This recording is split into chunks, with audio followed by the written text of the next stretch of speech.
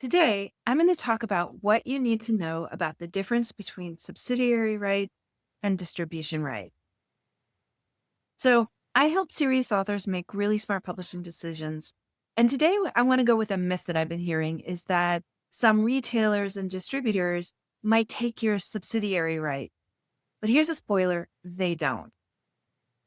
So, let's talk about what subsidiary rights actually are and how they are bought and sold.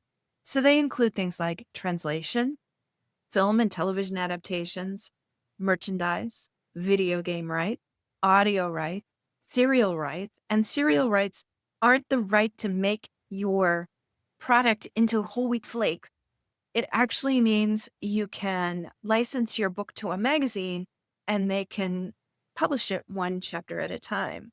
And here's a fun fact. First serial rights are before your book is published, and second serial rights are the rights that you sell after your book is published.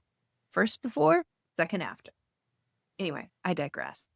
These rights are really valuable, and they belong to you, the author or the publisher, unless you very specifically choose to sell and license them.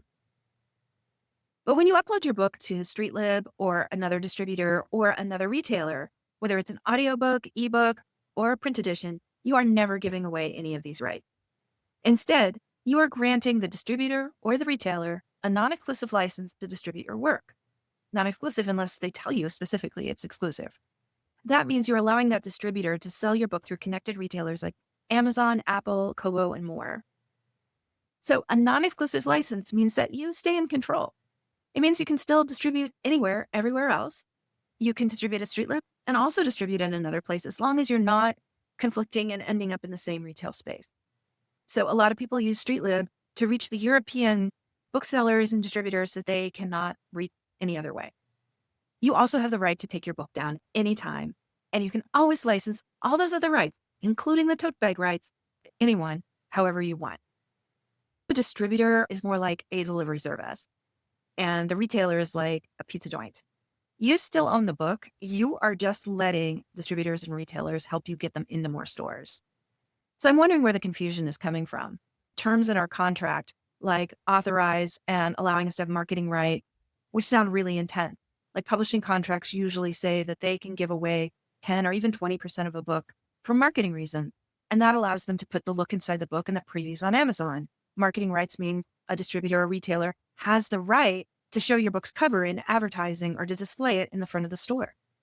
This is distribution mechanics. It's not ownership. You are giving distributors permission to upload your files, to convert formats from like a Word document into an EPUB. You're giving them the right to apply the DRM and giving them the right to list your book where readers shop. But they cannot sell your translation rights or translate it without your permission. They can't license your work to a film studio. They can't control your content. And they definitely can't rebrand or modify your book without permission. And they make this clear. Most retailers make it very clear. StreetLib definitely does in the contract. And we've read the whole thing cover to cover. It never implies any transfer or license of the intellectual property rights, meaning IP rights. StreetLib, other distributors do not take your subsidiary rights. You stay in control, as you should. So publishing can really be confusing, especially when tech platforms are involved. And frankly, we're all afraid about our work being pirated right now, which is why StreetLib is committed to help you protect the value of your own work and make sure that it doesn't get pirated or sold or abused or used by anyone who shouldn't do it. So if you want help navigating your rights, contracts, or your publishing strategy, that's what I do. You can come to this YouTube channel or visit me at StreetLib or Paperbacks and Pixels, and I can help you get your book where it belongs in readers' hands.